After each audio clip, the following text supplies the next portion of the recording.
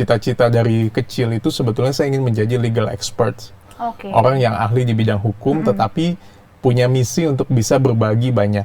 Saya dari keluarga yang mungkin biasa-biasa aja. Tapi saya punya effort dan mimpi yang besar. Kalau orang jalan 100 langkah, ya saya 1000 langkah.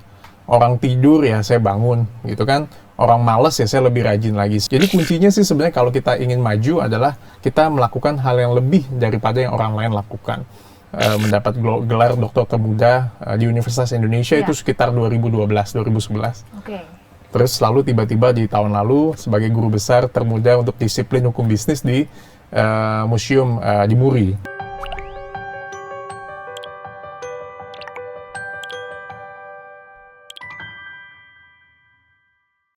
Halo Tribuners, apa kabar? Semoga selalu baik dimanapun Anda berada. Dan Tribuners, kali ini kita akan berbincang mengenai pendidikan di Indonesia. Dan seperti yang kita ketahui bahwa Indonesia ini memiliki banyak potensi termasuk sumber daya manusianya. Namun sumber daya manusia ini tentunya harus memiliki pendidikan yang baik sehingga bisa ikut berkontribusi dalam kemajuan negara. Di usianya yang sangat muda, Profesor Dr. Aryawan Gunadi SHMH memecahkan rekor Muri sebagai guru besar termuda pada disiplin hukum bisnis Indonesia. Dan ia berjanji untuk terus meningkatkan pendidikan Indonesia dengan cara agresif mengadvokasi potensi komersial perdagangan global dan menyiapkan Indonesia untuk meningkatkan perekonomian negara melalui UMKM. Dan Tribuners, Indonesia tentu butuh generasi muda untuk berkembang dan memberikan pengaruh seperti yang dilakukan oleh Profesor Aryawan Gunadi ini. Dan untuk itu tanpa basi-basi lagi kita sudah bersama dengan Prof. Ari langsung di studio Tribun News Jakarta. Halo, apa kabar Prof? Baik, kabar gimana? Baik. Alhamdulillah baik juga. Dan cukup pemirsa excited Tribuners. Tribuners, udah tahu ya sebutannya ya. Oke Prof, sebelum berbicara lebih jauh nih Prof, bisa diceritakan dahulu seperti apa perjalanan Anda dalam menempuh pendidikan hingga sekarang bisa memiliki gelar yang luar biasa ini. Guru besar termuda di Indonesia. Gimana Dok? Iya, terima kasih Bu Gigi dan pemirsa Tribuners. Jadi memang untuk achieve sebuah pendidikan sampai ke tingkat akhir ya. Sebenarnya kan kalau di tingkat akhir adalah jenjang doktor. Jadi kalau kita sampai ke level professorship atau ke guru besar itu sebenarnya that's a blessing lah. Artinya itu anugerah lah kalau kita bisa simpulkan. Nah hanya sebetulnya dari awal cita-cita dari kecil itu sebetulnya saya ingin menjadi legal expert. Orang yang ahli di bidang hukum tetapi punya misi untuk bisa berbagi banyak. Jadi hidup ini, saya punya tujuan hidup itu bukan menjadi profesor atau menjadi chairman, no. Saya ingin punya tujuan hidup atau life purpose saya adalah untuk bisa memiliki impact yang besar bagi sesama kita, khususnya di Indonesia, bahkan di lingkup global. Jadi impactful itu yang selalu saya stressing sejak saya kecil. Nah, sampai akhirnya ya tentu pasti kita bekerja, kuliah. Saya dari keluarga yang mungkin biasa-biasa aja. Tapi saya punya effort dan mimpi yang besar. Ya kan, baik terhadap diri saya dan memiliki impact untuk banyak orang. Jadi makanya itu saya konsisten. Jadi kalau orang jalan 100 langkah ya saya 1000 langkah. Orang tidur ya saya bangun, gitu kan. Orang malas ya saya lebih rajin lagi. Selalu bukan satu tahap ahead, tapi harus 100 step atau bahkan ribuan step ahead dibandingkan orang lain. Jadi kuncinya sih sebenarnya kalau kita ingin maju adalah kita melakukan hal yang lebih daripada yang orang lain lakukan. Nah jenjang itu ya saya lakukan dari mulai sekolah dasar, menengah, sekolah menengah atas, sampai S1, S2, S3, sampai saya dianugerahi oleh kementerian dan oleh negara gelar professorship. Memang waktu doktor itu tadi Bu Gege sebelum acara ditanyakan mendapat gelar doktor termuda di Universitas Indonesia itu sekitar 2012-2011. Terus lalu tiba-tiba di tahun lalu sebagai guru besar termuda untuk disiplin hukum bisnis di museum di Muri. Nah itu ya saya terima sebagai satu anugerah dan tanggung jawab untuk saya bisa berkontribusi lebih kepada masyarakat, bangsa, dan negara. Itu wish saya. Luar biasa. Tapi bisa diceritakan nggak untuk mencapai posisi ini kan termuda ya, berarti ini tuh ada pendidikan yang cepat tanda kutipnya itu di mana sih? Apakah di jenjang waktu masih SMP, SMA kah? Atau mungkin emang langsung S1 langsung ke S2 gitu dan sebagainya. Maksudnya masa studinya itu berapa lama sampai akhirnya bisa capai profesor di usia termuda gitu? Ini good question. Karena semua saya tidak ada plan khusus untuk sampai ke situ. Jadi saya jalankan semua secara alami. Bahkan ada gap karena saya harus bekerja, mencari uang latih pada waktu dulu ya. Jadi saya harus melakukan itu segala sesuatu tuh dengan multitasking. Jadi sambil sekolah, sambil kerja, sambil saya melakukan pengabdian di organisasi dan yang lainnya. Semua saya lakukan secara bersama-sama. Jadi nggak ada tuh seperti sekarang kan banyak program akselerasi.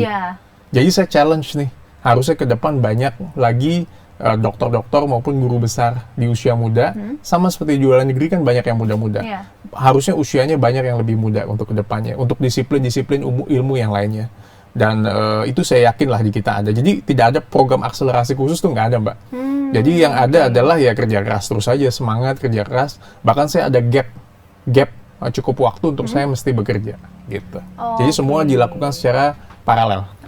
Mungkin buat Tribuners yang belum tahu, boleh dikasih tahu soal S1-nya di mana, ngambil jurusan apa, kemudian S2 dan sampai S3 dan seterusnya seperti apa? Saya S1 dan S2 di Universitas Tarumanegara. S3 saya di Universitas Indonesia. Untuk jurusannya sendiri? Jurusannya semua saya law, hukum. Tapi spesifiknya di bidang hukum bisnis, dan hukum bisnis internasional, tapi spesifiknya tadi dalam cabang ilmu hukum bisnis.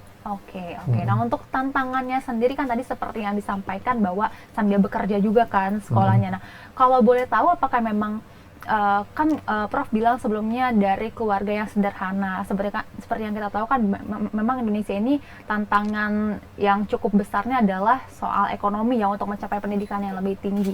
Untuk Profesor sendiri mungkin seperti apa background keluarganya hingga akhirnya bisa menempuh pendidikan yang luar biasa seperti ini? Iya, artinya kalau ditanyakan personal, kami keluarga dari biasa-biasa saja. Ibu saya, orang tua saya punya bengkel, ayah saya, tapi tidak kecil dan pada akhirnya tutup. Lalu orang tua saya, ibu rumah tangga yang punya jiwa bekerja keras untuk mengurus keluarga. Jadi kita itu ditanamkan mungkin sejak kecil untuk punya strong determinations. Jadi harus kuat determination. Makanya saya selalu sampaikan kepada seluruh staff saya, kepada seluruh tim saya, kita harus punya dreams, harus punya mimpi, harus punya roadmap. Jadi begitu kita punya mimpi, what we want to achieve, kita harus susun roadmap-nya kita mau kemana. Ketiga, kita harus punya network yang luas. Jadi selagi kecil, ya saya ditanamkan untuk punya banyak teman, harus punya strong leadership. Jadi network itu kita perluas, gitu. Entah kita bidangnya apapun, misalnya ada yang bidangnya accountancy ya, diperkuat di bidang accountancy. Ada ahli arsitek ya, dibuat arsitek. Kalau saya background-nya law ya di bidang hukum gitu kan. Nah, lalu yang paling penting yang terakhir adalah harus punya passion. Jadi harus punya mimpi lah untuk ke depan, panggilan untuk mau jadi apa ke depannya. Jadi kalau itu sudah dijadikan satu cita-cita dan dijadikan satu ambition yang positif ya, bukan ambisius tapi ambition yang positif, pasti hasil yang ada. Dan yang paling penting adalah selalu saya mengingatkan kepada teman-teman yang muda, jangan pernah bermimpi di waktu kita tidur. Tapi kita harus bermimpi sesuatu hal yang tidak bisa membuat kita tidur. Jadi kalau Anda, Tribuners nih, ada kan nih banyak anak-anak muda nih. Kalau dia suka tidur, tapi punya mimpi yang nggak bisa bikin dia tidur, dia harus chase it, dia harus kejar. Supaya mimpi itu bisa menjadi come true gitu. Bisa menjadi sesuatu yang konkret sehingga dia bisa kejar. Nah mimpi itu pasti bisa. Makanya saya selalu ingin Indonesia itu punya strong, dan saya sampaikan di banyak media, televisi dan sebagainya, bahwa Indonesia nggak boleh punya daya saing yang kalah dari negara lain. Jadi kita harus punya kuat. Tapi orang-orangnya harus punya determinasi yang hebat. Gitu. Itu yang dilakukan Singapura kan? Iya. Ya kan? Ya padahal kan kita punya apa ya? Resources yang hebat. Iya, jumlah penduduk yang banyak juga bonus demografi dan sebagainya. Hari ini kita dapat quotes baru nih, kayaknya bakal dicatat deh sama aku.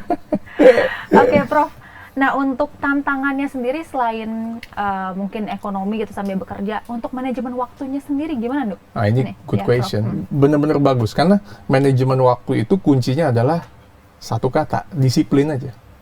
Disiplin, kuncinya disiplin, kunci kata kedua disiplin, ketiga disiplin. Jadi artinya kalau memang, saya kan masih terus rutin ya, bangun pagi, ya kan bangun pagi, kita harus bekerja dan sebagainya, ya kita harus meeting, rapat dan sebagainya itu kita lakukan, ya kan, dan kita waktunya untuk istirahat ya kita istirahat. Jadi time management memang harus bagus dan harus schedule. Sekretaris yang paling terbaik adalah bukan sekretaris kita, tapi kita sendiri. So I have my own personal notes. Saya punya personal notes yang saya selalu catat di handphones yang nggak bakal lewat. Jadi mungkin kalau bisa ditanyain tim saya, itu mungkin hari ini kelewat, tapi besok pasti akan kecatat di saya. Nah, jadi walaupun saya misalnya punya 3-4 sekretaris, tapi saya punya personal notes yang alert ke saya terus.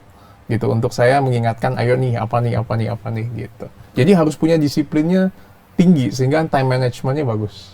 Dan yang tadi saya bilang harus melakukan sesuatu yang lebih dibanding orang lain lakukan. Nah, tapi dan kan itu, harus extra mile, paling penting. Tapi kan itu berarti kita menghabiskan waktu muda kita ini untuk bekerja keras ya. Sedangkan kan yang sekarang tuh pengennya balance gitu kan. Work life balance gitu kan. Ada healing ya istilahnya. Ada healing gitu kan. Apalagi anak muda zaman sekarang tuh kayak lebih mengutamakan healing gitu kan. Gimana sih Prof biar kayak seimbang gitu, biar kita ada work, ada life balance gitu ya. Nah itu, karena kan kadang stres juga kan ya, kayak belajar terus itu sambil kerja apalagi, gimana tuh Prof? Iya, jadi kalau life balance itu seperti Mbak Gigi sampaikan tuh penting banget. Nah, salah satu yang penting adalah dengan kita apa yang menjadi hobi atau kesukaan kita. Saya percaya semua hobi itu pasti punya positive impact ke kita, ya kan, untuk menaikkan motivasi kita. Misalnya saya senang olahraga basket gitu ya, ambil contoh. Jadi ya saya bisa sela-sela kesibukan ya saya bisa bermain basket. Nanti cari waktu lah gitu, misalnya 1 minggu berapa kali. Atau ada yang senang musik, ya udah sebelum tidur kita bisa dengerin musik. Atau di saat kita menunggu atau waktu Anda di mobil, kita bisa style music misalnya. Atau kita sukanya nonton drakor Korean, K-pop or whatever the name. Nah itu kita bisa lakukan. Jadi apapun yang menjadi hobi ya baiknya kita jadikan hobi itu sesuatu yang bisa membuat kita membantu kita dalam proses pekerjaan. Jadi kalau dibilang wah ini apakah bekerja keras setiap hari baca buku, nggak juga. Malah bacanya itu dari apa tahu nggak? Dari berita. Dari Tribun News misalnya kita dapat informasi yang cukup banyak kan. Itu juga kita sarana belajar loh. Jadi di mana di handphone saya itu hampir setiap saat pasti saya buka yang namanya berita. Online news atau media news. Tadi saya baru cerita bahwa Tribun itu salah satu rujukan saya juga. Untuk saya memberikan gagasan misalnya di media, atau di buku, atau di dalam meeting-meeting kita, di corporate kita, kayak gitu. Oke, jadi untuk baca tuh nggak selalu baca buku, tapi baca berita ya? Sekarang semua digital, jadi lebih mudah juga. Benar-benar, setuju. Jadi nggak ada alasan lagi nih buat harus baca gitu ya, Tribuners. Oke, nah untuk Anda sendiri, menurut Anda nih, seberapa penting memang pendidikan hingga perguruan tinggi? Karena kan soalnya di Indonesia ini kan banyak yang ya udahlah SMK aja biar nanti langsung kerja gitu. Nah, gimana sih terus mungkin pencerahan juga nih buat Tribuners biar punya motivasi gitu untuk mengejar pendidikan tinggi? Iya, yang sering jadi misleading di kita adalah dianggap bahwa pendidikan itu menjadi jalan untuk kita mencari kehidupan yang lebih baik. Salah nggak? Enggak. Tetapi itu bukan satu-satunya. Kita tuh harus punya yang namanya integrity, strong character, harus punya self-determinations. Kita harus punya self-motivated yang tinggi. Ya kan, itu yang akan membentuk karakter kita yang sebenarnya yang diajarkan di dalam pendidikan itu. Esensi dari pendidikan itu kan sebenarnya esensinya adalah ingin membentuk karakter. Menjadi seseorang yang mature, lebih dewasa, dan wise menghadapi sesuatu. Jadi mungkin untuk para Tribuners, kalau saya boleh memberikan tips, tidak hanya mengejar sekolahnya, tetapi belajarlah untuk kita memiliki karakter yang baik. Memiliki profesionalisme yang oke. Karena banyak orang yang pintar belum tentu sukses di dalam pekerjaan. Ya kan, tetapi saya yakin pemirsa Tribuners dan teman-teman semua yang mungkin mendengarkan pada hari ini bukan hanya mengejar misalnya IPK yang tinggi gitu. Tapi pendidikan itu kalau dibilang penting karena dia akan membuat karakter kita akan semakin baik, semakin kuat. Dan saya yakin di Indonesia pun juga sama. Pendidikan itu menjadi hal yang penting, pendidikan moral, pendidikan karakter, untuk membentuk seseorang itu menjadi yang memiliki mental yang hebat. Selain dia akademiknya bagus, tetapi dia punya skills yang lain yang di luar daripada akademik yang juga hebat. Nah itu yang menjadi penting.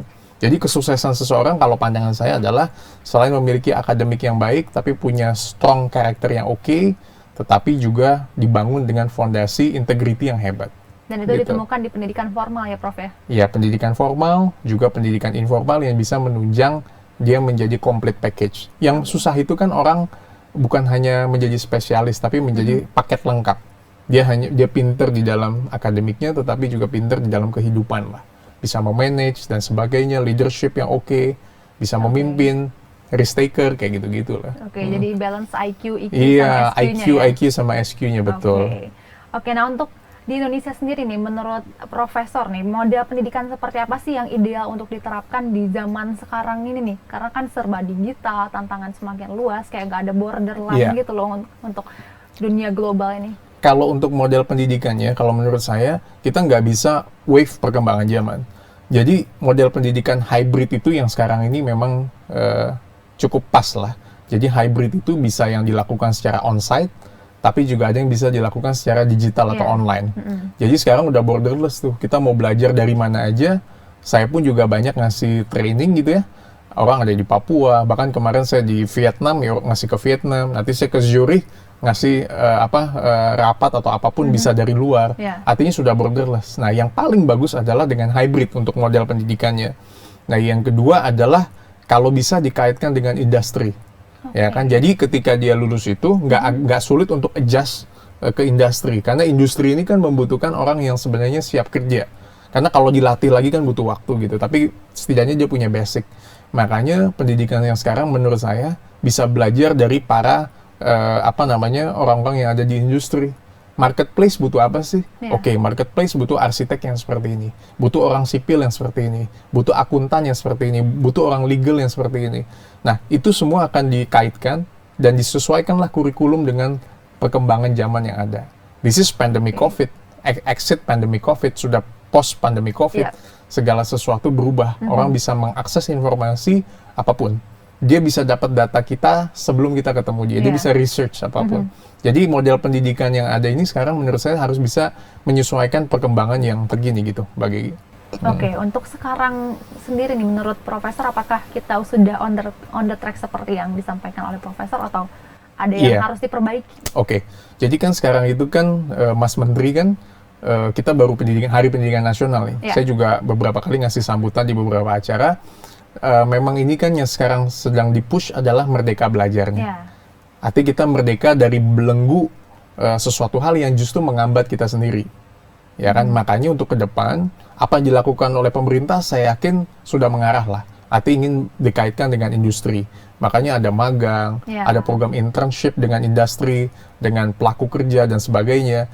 Nah, akan tetapi yang perlu selalu dibereskan menurut saya adalah perkecil yang sifatnya administratif. Jadi administratif di pendidikan itu makin lama makin dikecilkan.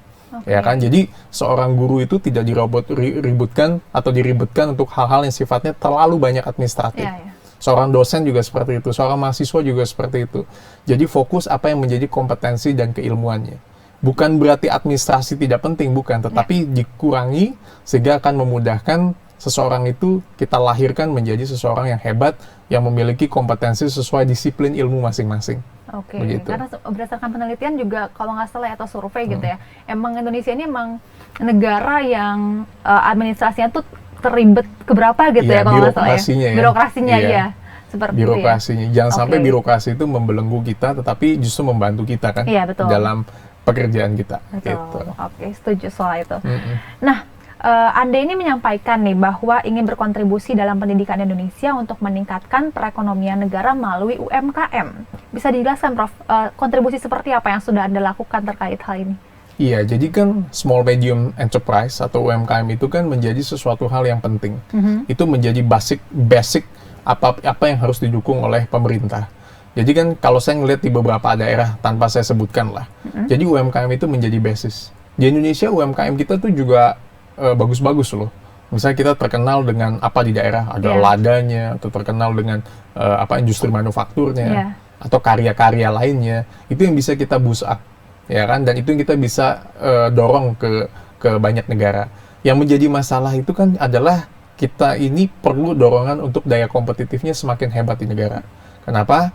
Karena kita bersaing eranya nih era globalisasi, era perdagangan bebas, di mana semua orang itu bebas bertarung di arena yang namanya trade ini, perdagangan ini. Jadi Indonesia harus punya sesuatu yang lebih, harus punya uniqueness. Kalau di perusahaan harus punya UVP lah, uniqueness value propositions, sesuatu yang berbeda dibandingkan dengan yang lain, sehingga kita bisa punya strong competitiveness dengan negara lain.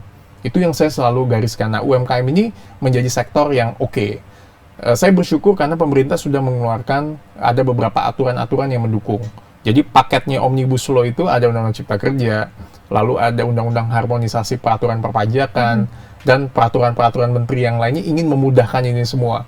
Akan tetapi, kalau ini bisa terus didorong, sehingga bisa diimplemented bukan hanya di level pusat, tapi ke daerah, terus sampai ke bawah, ya kan, itu pasti akan bisa mendatangkan devisa banyak negara. Karena kita butuh biar gimana, dukungan kerjasama atau kolaborasi mitra dengan negara lain. Kita nggak bisa sendiri, ya kan? Kita nggak bisa sendiri. Contoh, sekarang Indonesia lagi aksesi ke OECD, Organization for Economic Cooperation Development. Kalau kita lihat kemarin, Menlu, Menteri Keuangan, ini kan sedang memperjuangkan nih bersama Menko. Kalau nggak salah dia lagi di luar negeri untuk memperjuangkan aksesi Indonesia di OECD. Di banyak TV saya sering sampaikan bahwa kunci untuk kita bisa masuk menjadi member dari OECD ini butuh waktu. Dan ini akan bisa meningkatkan Indonesia yang tadinya terjebak dalam small income country menjadi negara yang lebih maju lah dibandingkan negara yang sebelumnya. Nah, ini menjadi tahapan bagaimana kita bisa mendorong UMKM kita, private sector kita untuk bisa lebih hebat. Saya baru dengan Dubes Indonesia untuk Vietnam, saya baru dari sana, dan kita banyak bicara di sana mengenai electric vehicles, kendaraan listrik, lalu mengenai hal-hal yang bisa kita dukung untuk dukungan terhadap Indonesia khususnya di level global, begitu. Oke, nah sebenarnya kenapa sih harus UMKM? Mungkin bisa dijelaskan, Prof? Karena UMKM itu kan yang tadi, karena dia kan usaha menengah kecil mikro ya, artinya ini sesuatu yang bisa kita rintis, dan di Indonesia tuh banyak gitu UMKM yang hebat. Akan tetapi butuh dukungan dari pemerintah. Memang banyak aturan-aturan untuk mendukung UMKM ini. Misalnya dengan adanya insentif pajak dan sebagainya. Nah, hanya kelihatannya benar-benar perlu didukung sampai dia menjadi startup, sampai dia sudah menjadi perusahaan-perusahaan yang bisa bersaing di skalanya regional bahkan global. Jadi ibaratnya ada kemitraan lah antara perusahaan yang sifatnya sudah besar, udah go public, ya kan, punya kemitraan dengan perusahaan yang sifatnya small medium enterprise kecil sehingga dia bisa berkembang untuk kedepannya. Itu UMKM ini menjadi dasar karena Indonesia itu kan banyak terkenal di UMKM-nya, tapi belum mengglobal itu. Itu alasannya. Nah, tapi kan sekarang banyak yang bermain di e-commerce juga nih. Apakah itu termasuk concern Anda, Prof? Iya, e-commerce ini kita nggak bisa hindari karena e-commerce ini sudah menjadi gandrungannya anak-anak muda zaman sekarang. Nah, banyak nih sekarang peraturan Menteri Perdagangan, banyak peraturan-peraturan yang ada. Nah, itu mau nggak mau memang harus menyesuaikan dengan perkembangan zaman saat ini, gitu kan? Kemarin kan kita tahu ada masalah thrifting, penjualan baju bekas misalnya, yang sempat sedikit polemik. Lalu ada kemarin mengenai barang-barang yang dari luar negeri masuk ke Indonesia, permennya sudah dirubah, peraturan-peraturan dirubah. Artinya memang banyak perkembangan zaman sekarang ini yang harus menyesuaikan dengan perkembangan masyarakat. Hukum yang baik itu kan hukum yang bisa mengikuti perkembangan sebenarnya. Kita nggak bisa strictly kaku nih. Sementara negara lain sudah menyesuaikan dengan perkembangan zaman. Jadi kalau memang arahnya ke e-commerce, ya tentu aturan kita harus ada. Mengenai data protection, perlindungan data pribadi, itu kan menjadi penting. Ancaman untuk e-commerce sekarang. Aturan mengenai e-commerce-nya sendiri, saya yakin kita perlu lengkapi lah. Karena banyak transaksi-transaksi penjualan yang lintas daerah, lintas negara yang memang perlu diatur dengan undang-undang maupun aturan turunannya. Dan itu belum banyak. Sekarang berapa banyak, saya juga praktisi hukum kan, artinya berapa banyak case di pengadilan, atau yang saya diminta jadi ahli di court, di banyak tempat, ya kan, mengenai case-case di mana misalnya seorang konsumen yang dirugikan akibat e-commerce. Tetapi e-commerce juga bagus, ya kan, menguntungkan untuk kedua belah pihak. Dan kita bisa melakukan transaksi yang sifatnya borderless. Jadi ini nggak bisa sesuatu yang kita hindari, hanya bisa kita lakukan dukungan dokumentasi berupa regulasi yang baik. Itu aja. Oke, jadi hukum itu harus selalu menyesuaikan dengan perkembangan zaman, yes, begitu ya. Adapt perkembangan. Betul, beradaptasi. Nah, kita bakal ngobrol lebih serius lagi nih soal ada yang pernah mengungkapkan bahwa ada ribuan perjanjian dagang internasional yang merugikan Indonesia. Bisa Anda jelaskan kerugiannya ini seperti apa dan klausul apa nih yang dapat merugikan Indonesia ini? Iya, artinya ada potensi lah. Artinya banyak perjanjian-perjanjian yang ditandatangani oleh Indonesia yang perlu kita lakukan review. Ya kan, review itu artinya kan kita banyak melakukan perjanjian yang sifatnya bilateral, state to states dengan negara-negara. Ada yang sifatnya regional. Kenapa? Karena kita gabung dalam lingkup ASEAN. Jadi kita pasti banyak kerjasama yang regional. Ada yang sifatnya universal atau multilateral dengan WTO, dengan UN, dan dengan banyak negara-negara lainnya. Nah, ini yang perlu kita review seberapa jauh ini punya benefit untuk Indonesia. Jadi, misalnya kita kerjasama dengan China, ini kita udah fasenya udah mungkin udah high track sekarang. Artinya sudah banyak produknya China masuk ke Indonesia. Betul. Kita bisa lihat lah, gitu kan, Mbak Gigi. Nah, sekarang berapa banyak produk kita bisa bersaing di China? Atau berapa banyak produk kita bisa bersaing di Australia? Berapa banyak bank asing yang ada di kita? Berapa banyak bank Indonesia yang ada di luar negeri? Berapa banyak produk garment, barang dan jasa asing bisa ke kita, dan berapa banyak produk kita atau barang dan jasa kita bisa bermain di luar negeri. Kita bisa lihat tuh. Ibaratnya selalu saya bilang yang namanya lomba lari. Misalnya, oke lah Indonesia dengan beberapa negara ini mungkin kita bisa equal to equal. Tapi misalnya dengan negara lain yang di bawah, harus kompetisi dengan Amerika Serikat, dengan China, dengan Jepang, dengan Korea Selatan, dan negara-negara Eropa lainnya. Sementara negara lain itu posisinya di bawah. Mereka harus mengikat dalam satu perjanjian. Ini posisinya unequal. Iya, betul. Makanya saya bilang yang dikejar itu sebenarnya bukan free trade, tapi yang dikejar itu adalah fair trade. Perdagangan yang berkeadilan, yang memberikan juga dimensi dukungan kepada negara-negara yang mungkin tidak diuntungkan. Jadi kayak ada negara-negara nih yang oke lah dia nggak bisa bersaing dengan negara maju lainnya, dia harus diberikan insentif atau dukungan. Sehingga misalnya diberikan perpanjangan waktu atau diberikan kemudahan. Sehingga ibaratnya kalau lari itu ada anak kecil sama sprinter ya beda lah. Boxing antara anak kecil dengan orang yang expert kan berbeda. Itu udah starting point-nya udah beda tuh. Nah itu yang saya lihat posisi Indonesia sejak dulu saya sampaikan ini kita harus hati-hati. Kemarin kalau nggak salah dari Menteri BUMN itu ada berita yang cukup headline. Kalau nggak salah mengenai hati-hati mengenai hambatan tarif dan non-tarif itu ada. Baru kemarin saya baca beritanya, kemarin malam. Hati-hati, kenapa? Karena banyak negara-negara akan mengenakan hambatan-hambatan tarif dan non-tarif. Artinya produk di kita itu masuk ke negara lain, kenakan aja tarif yang besar. Sehingga produk kita lebih mahal dibandingkan dengan produk di sana, nggak bisa bersaing. Iya, betul. Jadi ada perang tarif. Itu baru semalam itu. Ya kan? Waktu Indonesia itu di statement dari itu statement itu udah sering saya sampaikan juga di banyak media, itu bisa di search di Google. Hati-hati dengan perang tarif, dan itu terjadi. Dan itu akan eskalasinya akan semakin tinggi kalau Indonesia tidak berbenah menyiapkan diri infrastruktur, perangkat, culture untuk kita bisa bersiap gitu. Untuk kedepannya fight dengan negara-negara lain. Berarti jadi bukan hanya sepak bolanya yang dan kita bersyukur sepak bola kita sekarang. Tapi pengennya di semua yang lain, sektor semua sektor kita juga harus gitu. ada kesetaraan di perdagangan internasional ini. Betul. Nah, Anda juga menyebutkan bahwa ada 4 instrumen perjanjian perdagangan internasional nih. Ada Indonesia ini paling banyak memanfaatkan 2 instrumen, yaitu Comprehensive Economic Partnership Agreement atau CEPA dan Free Trade Agreement atau FTA. Menurut Anda, apa plus minusnya instrumen tersebut untuk perdagangan Indonesia, untuk khususnya ini UMKM? Iya, jadi kalau untuk benefitnya, ya kan ada plus minusnya lah. Kalau benefitnya, tentu ini Indonesia bisa lesson learn dengan negara lain. Karena dengan perjanjian kita dengan negara lain, Indonesia akan, kalau diambil positifnya, akan bisa belajar dari negara lain. Karena ada sumber daya orang lain, baik produk maupun jasa, maupun orangnya akan bisa transfer knowledge ke kita. Transfer bukan hanya transfer knowledge, benefit lain transfer teknologi. Karena kita bermitra sama mereka kan. Nah, dan bukan hanya itu aja, kita banyak kerjasama lainnya.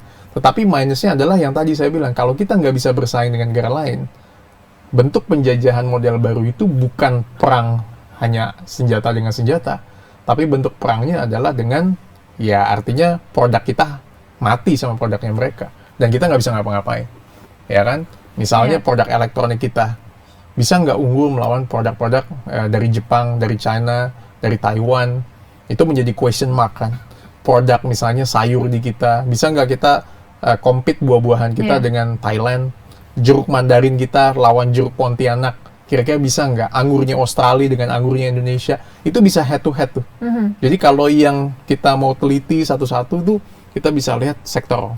Ada sektor apa? Mainan, manufaktur, industri, garment, nah tekstil, nah itu bisa nggak bersaing. Nah, positif negatifnya tentu ada, tetapi kalau Indonesia bisa mengambil benefitnya dan melakukan optimalisasi maupun perjanjian SEPA maupun FTA akan bisa punya benefit untuk Indonesia. Saya yakin itu. Berarti selain meningkatkan kualitas juga harus ada regulasi yang dibenahi begitu ya? Betul, pembenahan regulasi, cultural, dan juga spiritnya untuk ke depan. Tapi sayangnya kan faktanya nih kan suka ada produk-produk bermerek terkenal milik luar gitu, lisensi luar, tapi ternyata diproduksinya di Indonesia. Anda melihatnya seperti apa? Apakah itu lebih banyak poin plusnya untuk Indonesia atau bagaimana? Iya, artinya kalau produk asing dilakukan misalnya diproduksi di kita juga, kita nggak boleh melanggar hak kekayaan intellectual property-nya lah, karena banyak kasus-kasus yang kita berhadapan dengan merek asing,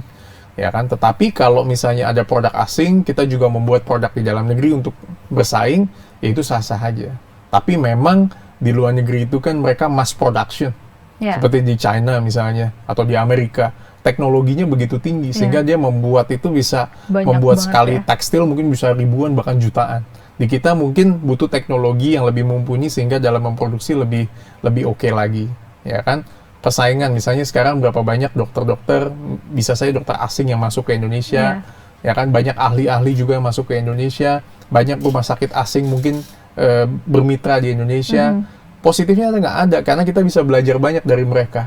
Tapi negatifnya kalau resources kita nggak siap, ya kita akan ketinggalan. Gitu. Challenge-nya di situ sih akan banyak.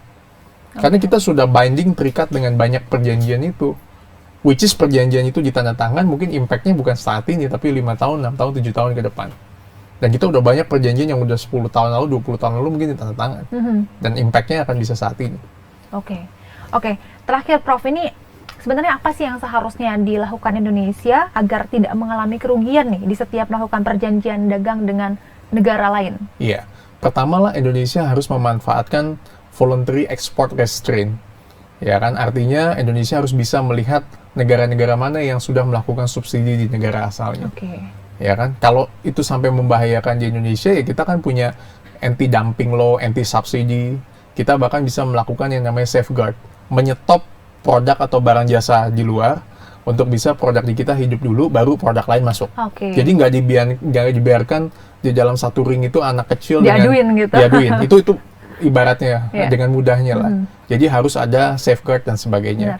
Yang kedua adalah Indonesia harus bisa mendukung apa yang menjadi keunggulannya. Produk keunggulan di kita jangan selalu sama dengan produknya Thailand atau dengan Malaysia.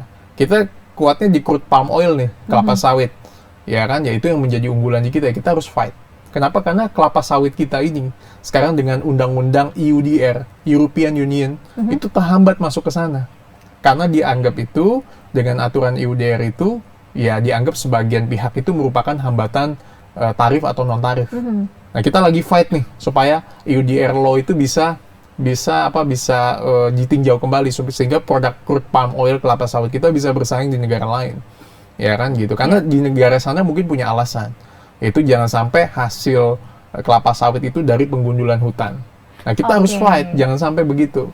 Ya kan? Nah, kedua, banyak nih. Misalnya dengan larangan ekspor biji nikel. Ya kan? Kemarin pemerintah bilang, kita kalah kan di WTO, kalah kita. Sekarang kita lagi tahap untuk lanjutan di WTO supaya kita bisa fight. Karena kita melarang ekspor biji nikel ke negara lain atau ke tempat lain. Kenapa? Karena kita ingin adanya hilirisasi, ingin tidak dijual itu dalam produk yang mentah atau setengah jadi, tapi benar-benar produk yang bisa menguntungkan Indonesia. Maksudnya pemerintah benar, tapi harus banyak ahli-ahli hukum perdagangan internasional yang bisa melihat, ya kan, larangan itu melanggar nggak dengan WTO rules misalnya. Nah, jadi Indonesia tuh harus mengkaji itu semua dan mengkaji semua banyak perjanjian yang ada untuk bisa mereview mana yang bisa dioptimize untuk bisa Indonesia fight dengan negara lain. Nah, kalau Indonesia bisa dioptimize, saya yakin akan unggul. Dan yang ketiga adalah Indonesia harus punya pelobi-pelobi internasional.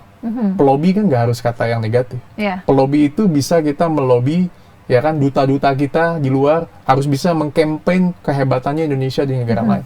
Karena saya yakin Indonesia tuh nggak kalah dengan negara lain. Cuman memang harus ini ya, punya sesuatu yang kita determinasi yang kuat dan bangga menjadi orang Indonesia. Begitu. Oke, berarti di sini ketemu nih poinnya nih antara pendidikan sama apa yang lagi di fight sekarang gitu sama Indonesia, yaitu kita ini butuh banget sumber daya manusia ini yang mengerti gitu ya. Karena kan kita tadi seperti yang Profesor sampaikan, banyak sekali ingin melakukan perubahan, tapi ternyata ada banyak banget yang harus dikaji, sedangkan kan sumber daya manusia pun menurut Profesor sendiri kan juga masih kurang ya untuk pendidikan masih. Betul. Ya kan? Oke. Jadi penting sekali untuk Tribuners nih di sini untuk memiliki memiliki keinginan untuk menempuh pendidikan yang tinggi dan memberikan manfaat bagi banyak orang, khususnya bagi negara kita sendiri, tanah air Indonesia. Semoga perbincangan kita bersama dengan Profesor Ari ini memberikan inspirasi dan juga motivasi buat Tribuners di rumah, dan juga ini menjadi masukan bagi pemerintah Indonesia untuk terus berbenah menjadi lebih baik menuju, apalagi kita mempunyai waktu sekitar 20 Indonesia tahunan lagi ya, 20 tahun. Betul, apalagi SDGs juga sebentar lagi lebih. Oke. Semoga kita bisa meraih itu semua dan bisa terus berkembang, ya akhirnya menjadi negara maju. Itu cita-cita kita semua ya, Prof ya. Amin. Doa kita. Terima kasih Prof sudah sharing bersama dan kami. Tribuners. Dan Tribuners, itu dia percakapan kita bersama dengan Profesor Ari. Sampai jumpa di perbincangan kita selanjutnya. Download Tribun X sekarang. Menghadirkan lokal menjadi Indonesia.